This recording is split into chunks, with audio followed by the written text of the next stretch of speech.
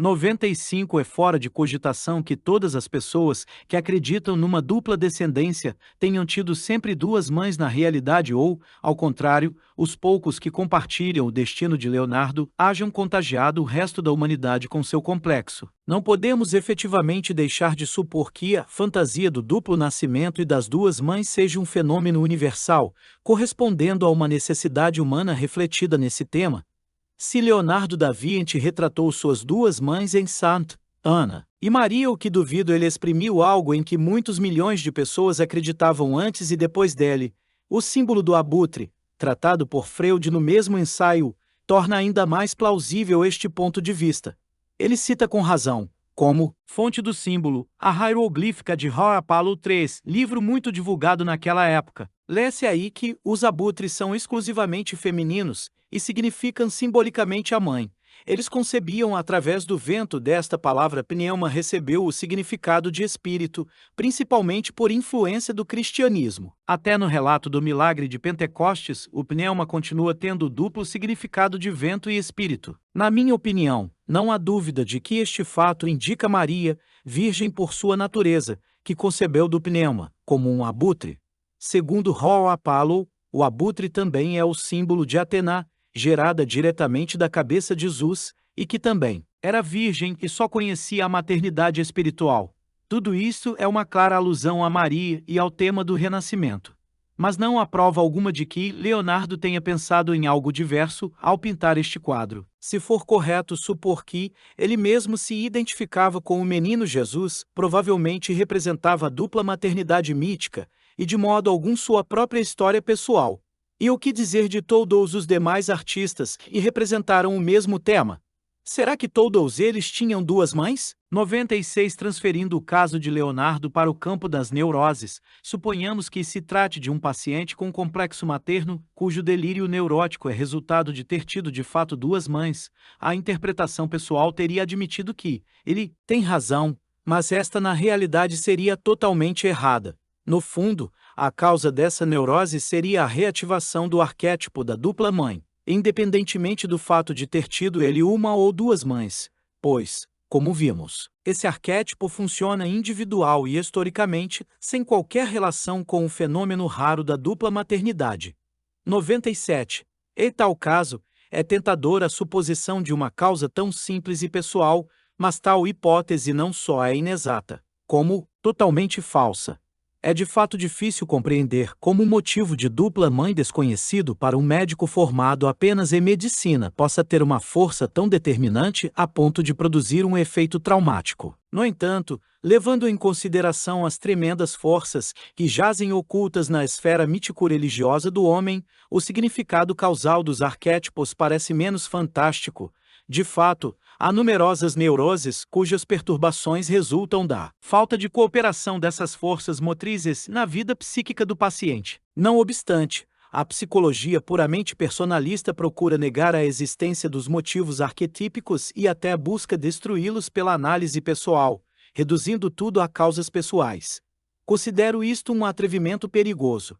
Atualmente, a natureza das forças em questão pode ser melhor avaliada do que há 20 anos. Acaso não vemos como uma nação inteira ressuscita um símbolo arcaico e até formas arcaicas de religião e como essa nova emoção transforma o indivíduo de um modo catastrófico? O homem do passado está vivo dentro de nós de um modo que antes da guerra nem poderíamos imaginar. E em última análise, o destino das grandes nações não é senão a soma das mudanças psíquicas dos INDV e DUS. 98 Na medida em que uma neurose é um assunto particular e suas raízes estão fincadas exclusivamente em causas pessoais, os arquétipos não desempenham papel algum. Mas se a neurose é uma questão de incompatibilidade geral, ou causa um estado de certo modo prejudicial num número relativamente grande de indivíduos, somos obrigados a constatar a presença de arquétipos. Uma vez que, na maioria dos casos, as neuroses não são apenas fenômenos particulares, mas sim sociais, devemos admitir geralmente a presença de arquétipos. O tipo de arquétipo que corresponde à situação é reativado, e disso resultam as referidas forças motrizes ocultas. Nos arquétipos que, por serem explosivas, são tão perigosas e de consequências imprevisíveis. A pessoa sob o domínio de um arquétipo pode ser acometida de qualquer mal. Se 30 anos atrás alguém tivesse ousado predizer que o desenvolvimento psicológico tendia para uma nova perseguição dos judeus como na Idade Média, que a Europa estremeceria de novo diante do fascínio romano e do avanço das legiões, que o povo conheceria de novo a saudação romana, como há 2000 anos atrás e que, em lugar da cruz cristã, uma suástica arcaica atrairia milhões de guerreiros. Prontos para morrer, tal pessoa seria acusada de ser um místico louco. E hoje, por mais consternador que possa parecer, todo este absurdo é uma realidade terrível. A vida privada, motivos e causas particulares e neuroses pessoais quase se tornaram uma ficção no mundo odierno. O homem do passado, que vivia no mundo de representations collectives arcaicas, ressurgiu para uma vida visível e dolorosamente real, e isto não só em alguns indivíduos desequilibrados, mas em muitos milhões de seres humanos. 99. Há tantos arquétipos quantas situações típicas na vida.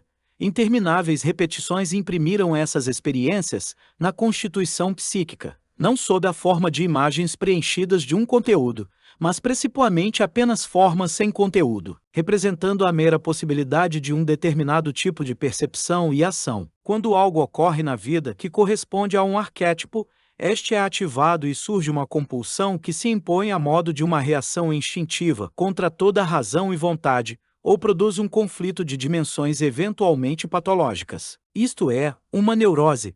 Seu método de comprovação, se voltemo-nos agora para a questão do modo pelo qual pode ser provada a existência dos arquétipos.